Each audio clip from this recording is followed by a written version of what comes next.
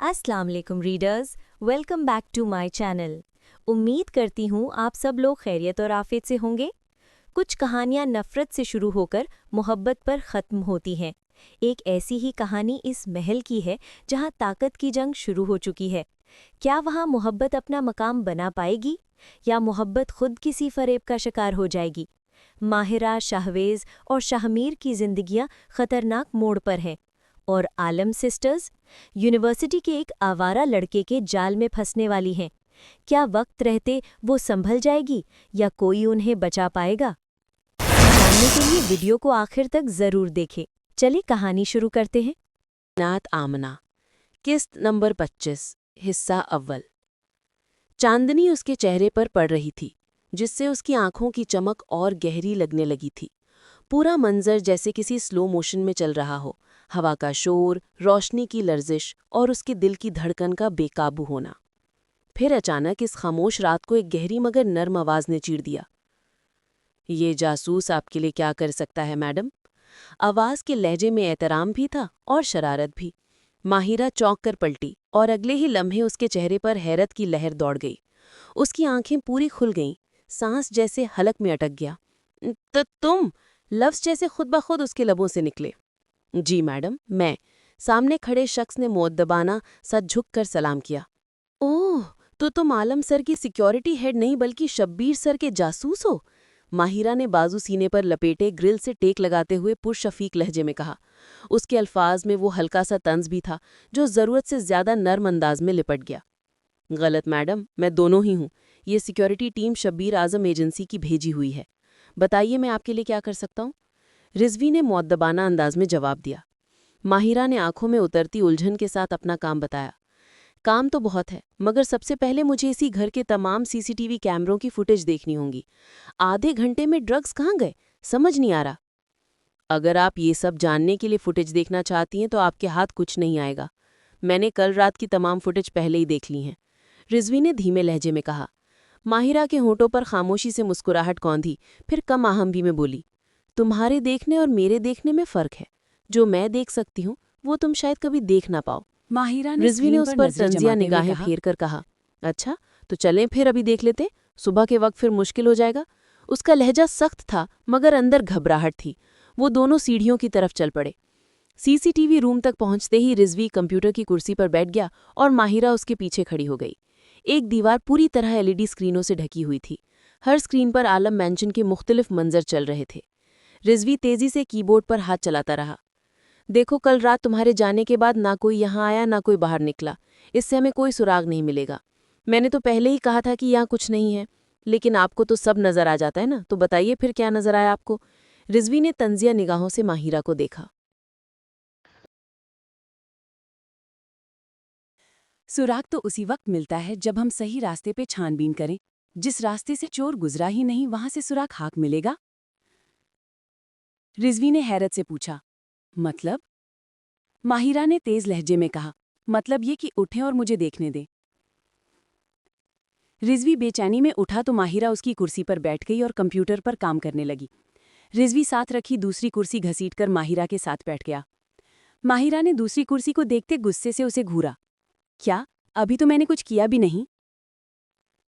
रिजवी ने उसके गुस्सा भरे तासुरात देखकर मुतफक्कर लहजे में पूछा। अगर दूसरी कुर्सी पहले से वहां पड़ी थी तो फिर मुझे पिछले 15 मिनट तक खड़े क्यों रखा था? बेवकूफ। माहिरा उसे घूरते हुए गुस्से से चीखी। देखिए मिस, बेवकूफ मैं नहीं, अलबत्ता आपकी आंखों में कोई मसला जरूर है। अगर आपको बैठना था तो कुर्सी घसीटकर बैठ जाती, सामने ही तो रखी हुई थी। मुझे लगा आपको खड़े होने का शौक है, इसीलिए कुर्सी नहीं ले रही। रिजवी ने भी जवाबन गुस्से से तंज किया। माहिरा ने अपने अंदर उठते इश्तियाल को दबाया और काम पर तवज्जो दी। कुछ लम्हों बाद उसने खास फुटेज खोलकर दिखाई। ये देखें, आज सुबह 8 बजे से 9 बजे तक ये ट्रक यहाँ खड़े रहे। इनमें कुछ लोड भी हो रहा था। तो ये ट्रक आलम मेंशन से बाहर खड़े हैं और कहीं से भी ये अंदाजा नहीं लग रहा कि जो सामान इसमें लोड हो रहा है वो आलम मेंशन से ही निकला है। यही तो, ये ट्रक आलम मेंशन के बाहर क्या कर रहे हैं, वो भी बैकडोर पर। इतनी देर बैकडोर की पार्किंग में अनजान ट्रक्स का खड़ा रहना और किसी का कुछ भी ना कहना, कोई तो लॉजिक है ना रिजवी? सोचो सोचो। माहिरा सामने स्क्रीन पर चलते मंजर पर नजरें टिकाए बोली। ये तो सोचने वाली बात है। ट्रक इतनी देर पार्किंग में खड़े रहे और गार्ड्स ने कुछ नहीं कहा। लेकिन ये पार्किंग बाहर की गाड़ियों के लिए भी है, खुसूसन आलम मेंशन की गाड़ियों के लिए नहीं। रिजवी ने उसकी मालूमात में इजाफा किया। ओके, मान लिया कि ये ट्रक किसी और के भी हो सकती हैं, लेकिन ये बॉक्स जो इस ट्रक में लोड हो रहा है वो किसी और के नहीं हो सकते, क्योंकि ये वही बॉक्स है जो मैंने कल रात उस कमरे में देखे थे। माहिरा ने मुस्कुराते हुए सामने नजर आते मंजर को पॉज किया, जिसमें स्क्रीन पर एक मजदूर एक बड़े बॉक्स को उठाकर ट्रक की तरफ ले जा रहा था। रियली? रिजवी ने बॉक्स को जूम करते हुए पूछा। जी रियली, मैंने कहा था जो मैं देख सकती हूँ वो कोई और नहीं देख सकता। और देखो, सही रास्ते पर छानबीन करने से सुराग भी मिल गया। माहिरा कुर्सी पर पीछे टेक लगाते हुए बोली। रिजवी ने वीडियो थोड़ी सी आगे चलाकर पॉज करके स्क्रीन जूम की तो एक सफ़ेद छोटा पैकेट गिरकर बॉक्स के नीचे झांक रहा था। रिजवी का चेहरा यकीन में ढल गया। ये वही ड्रग्स वाले बैग हैं, मगर ये ला कहाँ से रहे हैं? हमने किसी को घर से बाहर ये सामान ले जाते हुए नहीं देखा। इतने बड़े बड़े बॉक्स अगर कोई भी निकालता तो मेरी नज़रों से वो छुपी नहीं रह सकते थे। रिजवी ने माथे को रगड़ते हुए खुद से पूछा। माहिरा कुर्सी पर सीधी होते हुए स्क्रीन को जांचती नज़रों से देखती बोली, यही तो हमें मालूम करना है। ये बॉक्स बगैर दरवाज़ा खोले या बाहर निकले ट्रक तक कैसे पहुंचे? ये एक ही सूरत में मुमकिन है, जब कमरे में एक और खुफिया रास्ता मौजूद हो। रिजवी ने माहिरा को टोककर उसका जुमला मुकम्मल किया। बिल्कुल, अब हमें वही खुफिया रास्ता ढूंढना है और ये काम तुम करोगे। माहिरा ने कुर्सी से खड़े होते हुए रिजवी को काम सौंपा। मैं कैसे? मुझे घर के बाहर निकलने की ड्यूटी दी गई है, मैं अंदर घुसकर राज की तलाश कैसे करूंगा? रिजवी घबराते हुए फौरन बोला। माहिरा की आवाज़ में कदरे सख्ती थी, मगर रुखसारों पर संजीदा मुस्कुराहट थी। देखो, पहली बात कि तुम्हें घर के बाहर रहने की नहीं, घर की हिफाजत करने की ड्यूटी मिली है। तुम्हारे होते कोई भी इस घर के मालिकान की इजाज़त के बगैर इसका गलत इस्तेमाल कैसे कर सकता है? दूसरी बात, ये काम मैं नहीं कर सकती, क्योंकि वो जग्स जिसके भी होंगे वो इस वक्त मुझ पर नज़र रख रहा होगा। मैं इस कमरे आसपास भी ना भटकूं। अगर मैंने फिर भी ये किया तो मेरी जान को खतरा हो सकता है, और अगर मुझे कुछ हुआ तो तुम्हारी जान भी खतरे में पड़ जाएगी। आफ्टर ऑल शबीर सर ने तुम्हें यहाँ मेरी हिफाजत के लिए ही भेजा है। वो उसे उसकी जिम्मेदारी का एहसास करवाने लगी। मगर मैं कैसे करूँगा? माहिरा ने आहिस्तगी से उसकी टाई पकड़कर गिरा को कसते हुए कहा। तुम्हें करना ही पड़ेगा, वरना शबीर सर तुम्हारे साथ क्या करेंगे सूरज वो अपनी मुझे बताने की सुनहरी जरूरत फैलाता नहीं। रोशन रिजवी को सुबह बन अचानक चुका अपनी था। गले पर दबाव महसूस हुआ। वो पीछे हटा, खांसता हुआ बोला, आपका काम हो जाएगा मैडम। नाइस, मुझे ऐसे लोग बहुत पसंद है जो किसी काम के लिए ना नहीं करते। चलो फिर तुम अपना काम करो, मुझे थोड़ा आराम करना है, नींद भी आ रही है। माहिरा ने मुंह पर हाथ रखकर जम्हाई रोकते हुए कहा और फिर कमरे से बाहर चली गई। जब दरवाज़ा बंद हुआ तो रिजवी कुर्सी पर बैठकर अपने सर पर हाथ रखे सोच में गुम हो गया। ये कहाँ फंसा दिया आपने मुझे सर? ये कैसे करूँगा? लेकिन करना तो पड़ेगा, वरना ये चुड़ैल मेरा खून पी जाएगी। उसने आहिस्तगी से कहा, फिर कुर्सी में ढेर होकर अभी भी हल तलाश करने की कोशिश शुरू कर दी।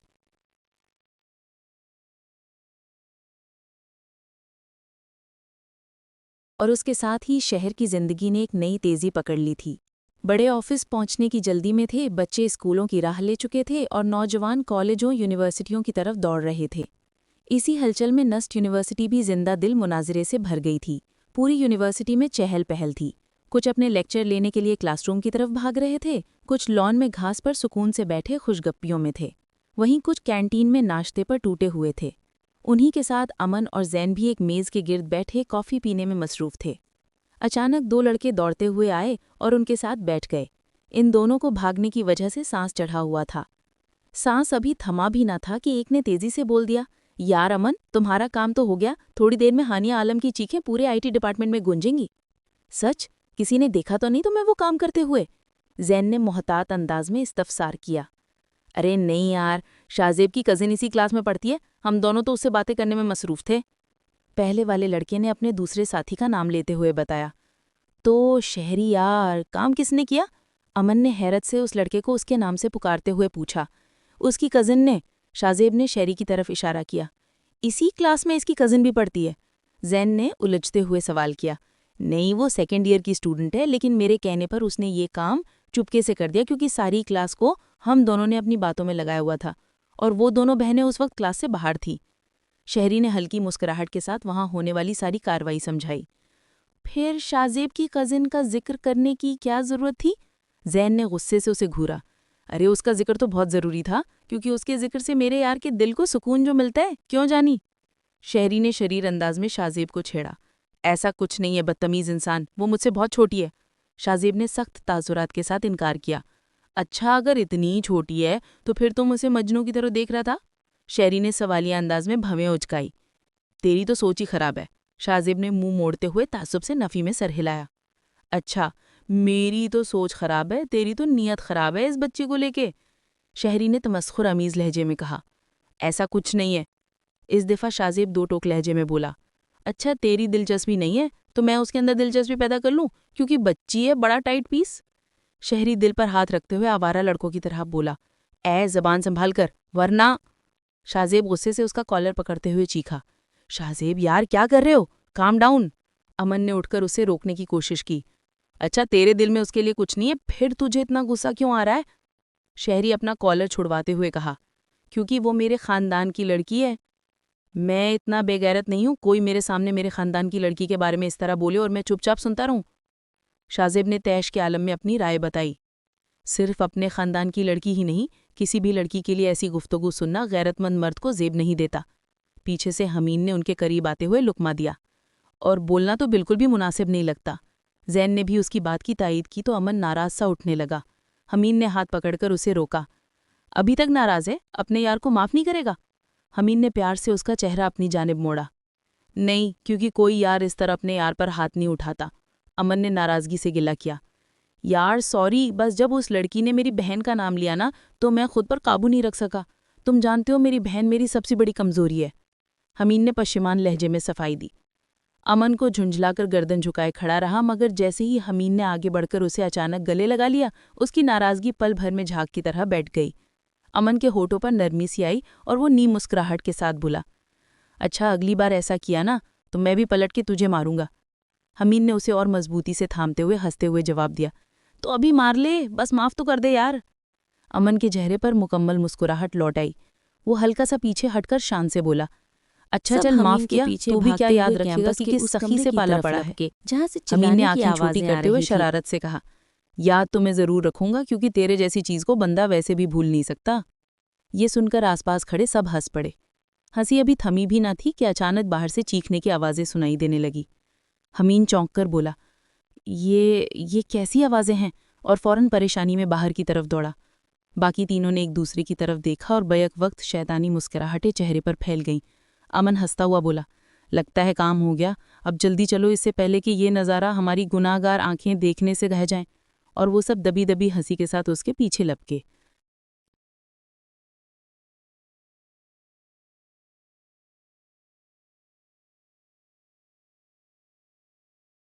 अंदर कदम रखते ही सामने के मंजर ने इन सब के चेहरों का रंग बदल दिया।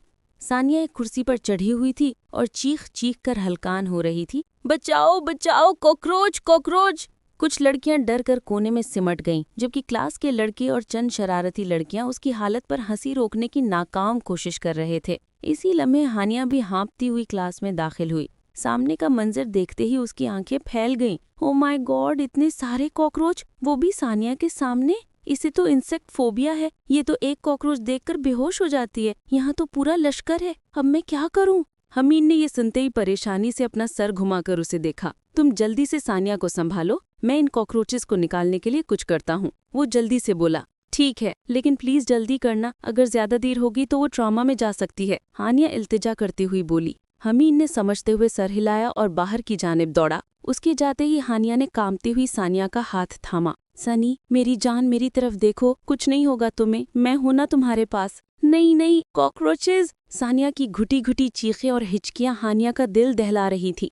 श्श, कुछ नहीं कहेंगे ये, मैं हूं ना तुम्हारे पास। हानिया ने उसके हाथ रगड़कर उसे थोड़ा पुरसुकून करने की कोशिश की। अचानक खौफजदा सानिया ने उसे ऊपर की तरफ खींच लिया और उसके गले लगकर फूट फूट कर रोने लगी। मुझे बचा लो हनी, प्लीज, ये मुझे काट लेंगे, मैं मरना नहीं चाहती, प्लीज बचा लो। हानिया भी उसकी बात पर रो पड़ी। चुप मेरी जान, कुछ नहीं होगा, मैं हूं ना तुम्हारे साथ, मैं तुम्हें कुछ नहीं होने दूंगी। उसने सानिया की कमर सहलाते हुए उसे दिलासा दिया। दूसरी तरफ हमीन ने तेजी से कमरे में दाखिल होते हुए स्प्रे करके सारे कॉकरोच मारे, शॉपर में जमा की और बाहर फेंक आया। वापस आकर वो बोला, सानिया देखो, यहाँ कुछ नहीं है, नीचे देखो। लेकिन सानिया खौफ के मारे कांप रही थी, आंखें बंद थीं, उसका रंग जर्द पड़ चुका था। सनी, प्लीज एक बार नीचे देख लो मेरे लिए, हानिया ने नरमी से कहा। सानिया ने आहिस्ता आहिस्ता आंखें खोलकर नीचे देखा। फर्श साफ था। वो थोड़ा पुरसुकून हुई, लेकिन दिमाग पर खौफ इतना छाया था कि उसे वहम होने लगा कि अब भी उसके बैग से कॉकरोच निकल रहे हैं। अचानक वो घबराकर जोर से चीखी और अगले लम्हे बेहोश होकर हानिया पर लुढ़क गई।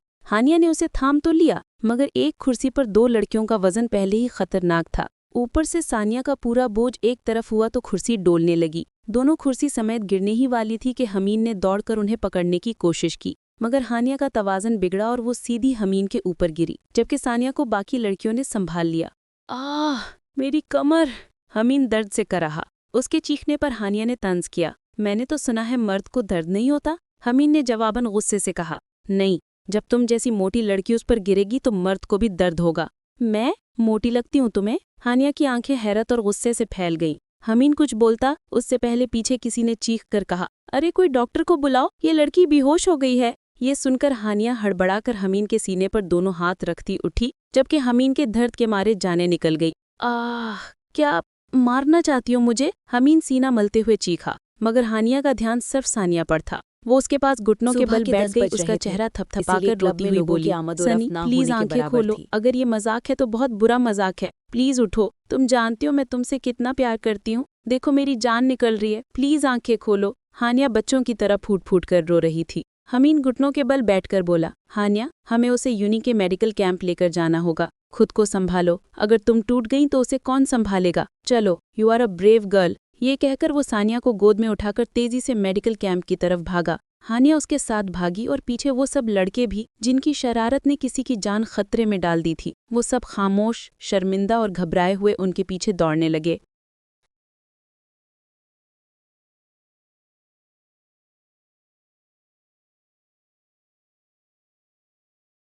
शामिर अंदर दाखिल हुआ और सीधा सिटिंग एरिया की तरफ बढ़ा, जहां तवक्को के मुताबिक एक लड़की उसका इंतजार कर रही थी। शामिर उसके करीब जाकर मुस्कुराते हुए बोला, कैसी हो माय लव? लड़की फौरन खड़ी हो गई। उसके अंदाजे तखातुब पर लबों पर नाज भरी मुस्कुराहट उभरी। As always I am pretty, but your looking dashing Mir. शुक्रिया। शामिर ने दिलकशी से गर्दन को खम देकर उसकी तारीफ कबूल की। फिर एक लम्हे के लिए उसे सर से पांव तक देखा। वो ब्लू जीन्स और रेड टॉप में सजी बड़े गोल झुमकों, कर्ल किए भूरे बालों, ग्रे लेंस और स्मोकी आई मेकअप के साथ वाकई क़यामत खेज लग रही थी। और ख़ुद शामिर भी किसी से कम नहीं लग रहा था। सफ़ेद जीन्स, रेड हाई नेक, ऊपर सफ़ेद लेदर जैकेट, बाल जेल से सेट किए हुए, आंखों पर ब्लैक गॉगल्स और चेहरे पर मखसूस कातिल दिलकश मुस्कुराहट ले वो किसी को भी मदहोश करने का हुनर रखता था। लड़की उसकी नज़रों को महसूस करके शरारती लहजे में बोली, अच्छा, अब देखते ही रहोगे या वो काम भी करोगे जिसके लिए यहाँ आए हैं? शामिर ने उसकी ठोड़ी पर हल्की सी उंगली फेरी। बिल्कुल माय लव, सब करेंगे। फिर उसने गॉगल्स उतारकर साइड में रख दिए। तो फिर चले ऊपर? उसने शामिर की डार्क चॉकलेटी आंखों में देखते हुए पूछा। शामिर रॉकी के इशारे पर रुका। कुछ नहीं होगा, जिस काम के लिए आए थे उसी में लगेंगे। में वेट करो, लेकिन तुम्हारे बॉस ने मीटिंग कैंसिल कर दी है ना? शामिर की आवाज में लम्हे के साथ बोलती ऊपर चली गई, झलक रही थी। शामिर बारटेंडर की तरफ बढ़ा और उसके कंधे पर बैठते हुए बोला, क्या हुआ रॉकी, मुझे क्यों बुलाया? रॉकी ने विस्की का ग्लास उसकी तरफ बढ़ाकर कहा, दरअसल बॉस के साथ मीटिंग की टाइमिंग्स बदल गई हैं। शामिर चौंका, मतलब ऐसे कैसे? मैं तो सारा इंतज़ाम करके आया था। रॉकी ने हैरत से पूछा, कैसा इंतज़ाम? शामिर ने हल्का सा अटकते हुए कहा, मतलब डील फाइनल करने के लिए पैसों का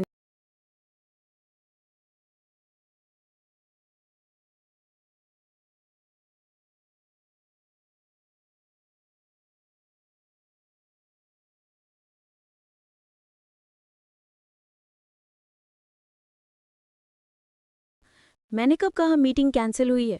मैं तो कह रहा हूँ टाइमिंग बदली है, अब शाम 5 बजे नहीं दोपहर 12 बजे होगी। शामिर ने गहरा सांस लिया जैसे बोझ उतर गया हो। ओह अच्छा, मुझे तो लगा सब गया। खैर, मीटिंग हो रही है यही बड़ी बात है। रॉकी ने इत्मीनान से सर हिलाया। अरे बिल्कुल हो रही है, और फिक्र ना कर, आज तेरा काम हर हाल में करवा दूंगा। थैंक्स यार। अच्छा, अब मीटिंग से पहले अपना एक इम्पॉर्टेंट काम कर लूँ। शामिर खड़ा हो गया और जैकेट सीधी करते हुए बोला। रॉकी ने आंखें सुकेड़कर पूछा, इम्पॉर्टेंट काम? शामिर ने मज़ाहिया संजीदगी से ऊपर की तरफ इशारा किया। फिर तो ये मेरे काम की चीज़ है।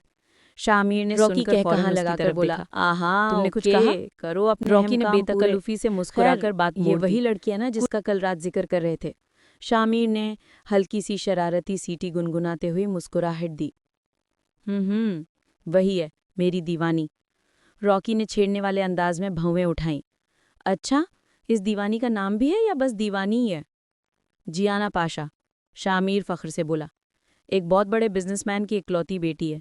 पैसा ऐसे बहाती है जैसे पानी, और जिस पर दिल आ जाए उसे हासिल करके ही दम लेती है। शामिर ने उसका पूरा तारुफ करवाया।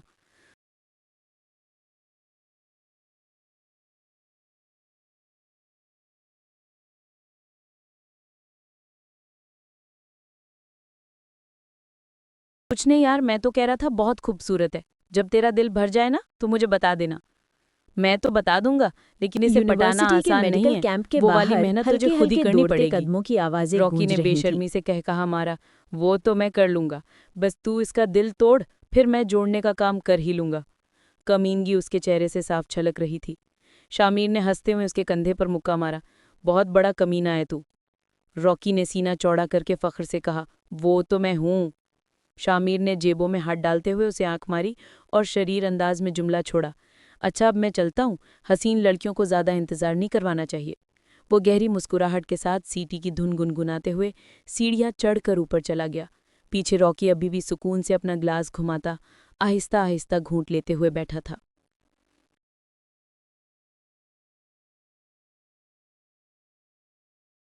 जब हमीन नीम बेहोश सानिया को अपनी बाहों में संभाले अंदर दाखिल हुआ, नर्सों ने फौरन स्ट्रेचर आगे बढ़ाया और वो नरमी से उसे लेटाते हुए डॉक्टर फैसल इमाम को आवाज देने लगा। डॉक्टर फैसल, प्लीज देखें इसे, डर की वजह से बेहोश हो गई है। डॉक्टर फैसल जल्दी से भागते हुए आए, स्टेथोस्कोप कान में लगाया और झुककर उसकी नब्ज चेक करने लगे। डर? किस बात का डर?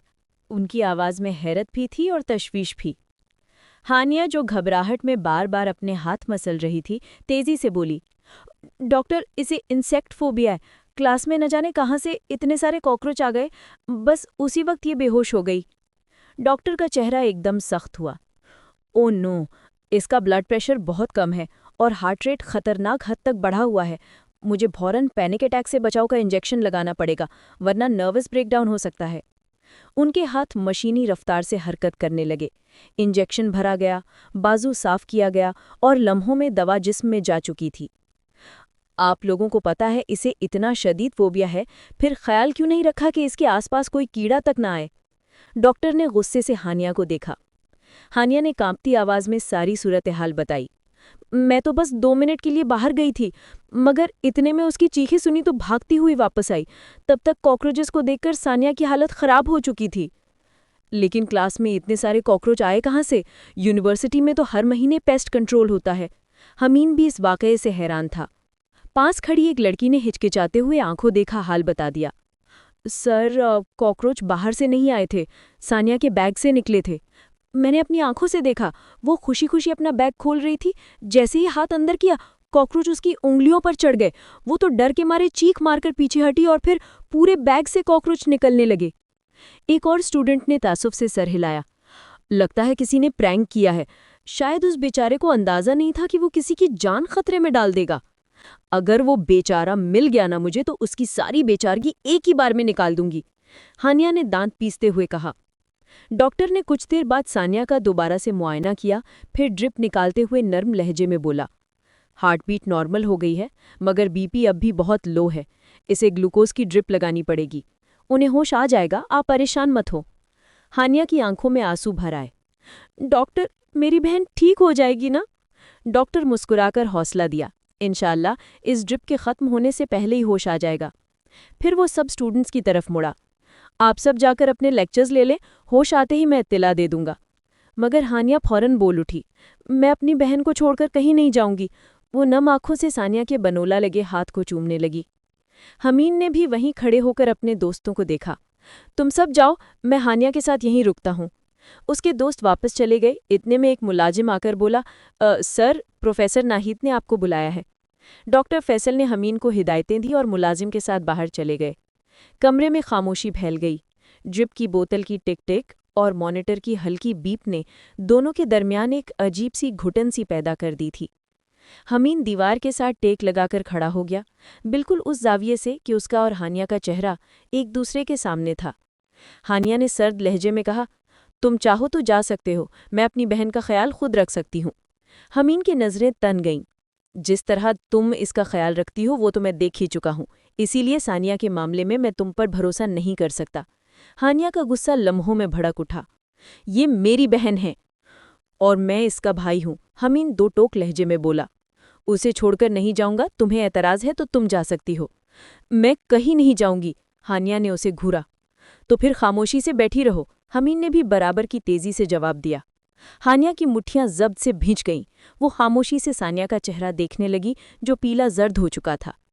सॉरी मेरी जान, मैं तुम्हारा ख्याल नहीं रख पाई। वो झुककर सानिया के माथे पर बोसा देने लगी। आंखों से आंसू बहने को थे। हमीन के दिल को कुछ हुआ था। उसने पहली बार हानिया की आंखों में इतनी नमी देखी थी। क्रिस्टल ग्रे आंखें समंदर सी लग रही थी और वो खुद को उसमें डूबता महसूस कर रहा था। अपनी आंखों को कंट्रोल में रखो हमीन सिकंदर खान, हानिया ने जल्दी से अपने आंसू साफ किए और गुरूर भरे लहजे में खबरदार किया। हमीन फौरन शर्मिंदगी से नजरें चुरा गया, जैसे रंगे हाथों पकड़ा गया हो। हानिया दोबारा बहन के बाल सहलाने लगी और कमरे की फिजा फिर से खामोशी में डूब गई। आलम मैंशन में आज एक अजीब सी खामोशी बसी हुई थी। वही खामोशी जो किसी हादसे के अगले दिन घर की दीवारों में भी सांस लेती थी। माहिरा आलम जहांगीर को नाश्ता और दवाइयाँ देने के बाद आहिस्ता कदमों से सीढ़ियाँ चढ़ रही थी कि ऊपर बालकनी में किसी मानूस से वजूद ने उसके कदम रोक लिए। शाहवेज काली जीन्स और सफ़ेद हाईनेक में मलबूस सर्दियों की नर्म धूप का सहारा लिए रेलिंग के साथ टेक लगाए खड़ा था। हाथ में कॉफ़ी का मग था और चेहरे पर ऐसी उदासी फैली थी जैसे दिल के अंदर मौसम में ख़ज़ां उतर आया हो। माहिरा ने पल भर के लिए हिचकिचाहट महसूस की, मगर फिर जाने कौन सी नामालूम कशिश उसे शाहवेज की तरफ ले आई। बालकनी के किनारे उसके साथ खड़े होकर उसने बाहर लॉन की तरफ देखते हुए धीमे लहजे में कहा, आप आज इस वक्त घर में? शाहवेज ने आहिस्ता से गर्दन मोड़ी, सवालिया नज़रों से माहिरा की जानिब देखा। क्यों? क्या मेरे लिए इस वक्त घर में रहना मना है माहिरा जी? माहिरा फौरन झेप गई। नहीं नहीं, आपका घर है, जब चाहे आए। मेरा घर? वो हल्का सा तल्ख अंदाज में हंसा। अच्छा मजाक कर लेती हैं आप? मैंने कौन सा मजाक किया है? शाहवेज ने दोनों बाजू रेलिंग पर टिका दिए, नजरें कहीं दूर अटक गई थीं। ये जगह, ये मैंशन, ये रोशनी, ये सजावट, ये सब घर नहीं होता। घर वो होता है जहाँ इंसान को सुकून मिले। और मेरा सुकून तो उस दिन ही मुझसे रूठ गया था जब मेरी माँ इस दुनिया से चली गई थी। उसके आखिरी जुमले में ऐसी टूट-फूट थी कि माहिरा के दिल में अजीब सी चुभन हुई। उसने देखा कि शाहवेज की आंखें हल्की हल्की नम होने लगी थी और शायद वो ये नमी छिपाने के लिए दोबारा रेलिंग पर झुक सा गया। जब किसी की माँ उसे हमेशा के लिए छोड़कर चली जाए तो कितनी तकलीफ होती है। किसी का हमेशा के लिए चले जाना कैसा होता है, पता है आपको? उसने रिंधीव आवाज में पूछा। माहिरा ने आहिस्ता से उसके हाथ पर हाथ रखकर बोली, ये दुख वही समझ सकता है जो इससे गुजरा हो। शाहवेज ने नज़रें उठाईं और उन्हीं नज़रों के सामने माहिरा की पलकें भी भीग गईं। वो धीरे धीरे बोल रही थी मगर हर लफ्ज़ दिल में उतर रहा था। जब वो चला जाए जिसके वजूद से आपका वजूद बना हो तो ऐसा लगता है जैसे रूह का कोई हिस्सा कट गया हो। सांस लेना तकलीफ बन जाता है मगर सांस रुकता नहीं। इंसान जीता ज़रूर है लेकिन अंदर से अधूरा हो जाता है। उसके लहजे में दर्द का ऐसा बोझ था कि हवा भी साकिन हो गई। लेकिन फिर भी जिंदगी रुकती नहीं, माहिरा ने नरमी से उसके हाथ पर दबाव डालते हुए कहा। जिंदगी साथ चलने वाले रिश्तों से चलती है, वो रिश्ते जो आपको गिरने नहीं देते। शाहवेज ने आहिस्ता से पूछा, और अगर किसी के पास ऐसे रिश्ते ना हो तो? माहिरा ने हल्की मगर गहरी मुस्कुराहट के साथ जवाब दिया, ऐसा कभी नहीं होता। इंसान कितना ही अकेला हो, कोई ना कोई रिश्ता ज़रूर होता है जो उसके साथ खड़ा रहता है। कोई दोस्त, बहन, भाई या माँ बाप। उसने बाप का लफ्ज़ ख़ास तौर पर वाज़ेह किया। शाहवेज के चेहरे पर एक सख्त से तासुरात उतर आए। बाप? वो तंजिया हंसा। मेरा बाप? वो अगर मुझसे मोहब्बत करता तो दूसरी शादी न करता, मुझे भूलकर अपनी दुनिया न बसाता। माहिरा ने गहरी सांस ली। मैं 6 साल की थी जब मेरे बाबा की डेथ हुई और 7 साल की थी जब मेरी माँ ने दूसरी शादी कर ली, शायद बाबा की मौत के कुछ महीनों बाद ही। शाहवेज चौंका। माहिरा की आवाज़ में अजीब सी नमी शामिल हो गई थी। मुझे लगा वो मुझे छोड़ देंगी, लेकिन उन्होंने मुझे छोड़ा नहीं।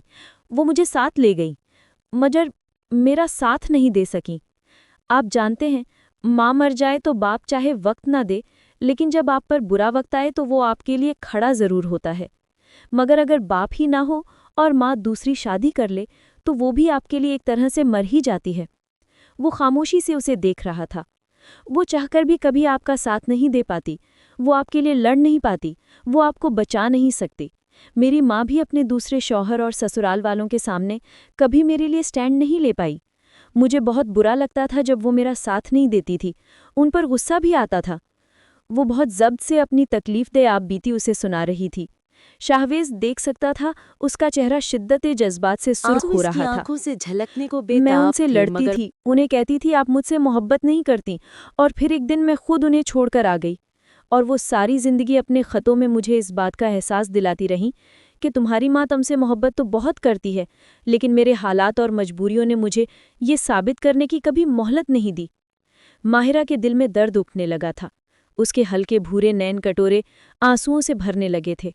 फिर वो एक दिन यही साबित करते करते इस दुनिया से चली गई, और जब जब मैं उनकी नाश के पास बैठी थी, तब मुझे एहसास हुआ मैंने अपनी झूठी नाराज़गी और खोखली अना में कितना गलत कर दिया था, अपने साथ भी और अपनी माँ के साथ भी। वो इन पर जब्त के पहरे बिठाए बोलती जा रही थी। शाहवेज खामोशी से इसके हर लफ्ज को सुन रहा था। वो मेरे लिए कभी खड़ी नहीं हो पाई, कभी मेरा हाथ नहीं पकड़ सकी, लेकिन फिर भी वो थीं।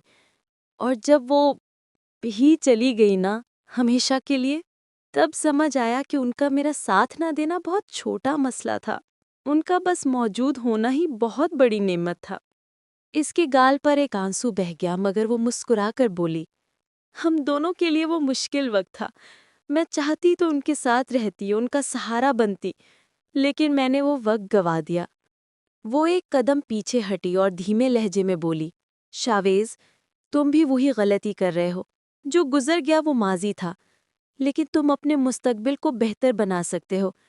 चाहे माजी की तकलीफ़ें तुम्हारे बाप के साथ जुड़ी हों, मगर मुस्तकबिल की यादें खूबसूरत हो सकती हैं। उन्हें गंवाना मत, वरना मेरी तरह हमेशा पछताओगे। ये कहकर माहिरा आहिस्ता से पलटी और सीढ़ियों की तरफ बढ़ गई। वो इसके सामने रोना नहीं चाहती थी, उसे अपना भरम रखना आता था। शावेज वहीं खड़ा रह गया, हवा रुकी हुई, धूप साकित, और इसके अंदर एक जंग सी चलती हुई। अब वो इस तजुर्बे से कुछ सीखता है या नहीं, ये तो आने वाला वक्त ही बताएगा। जारी है।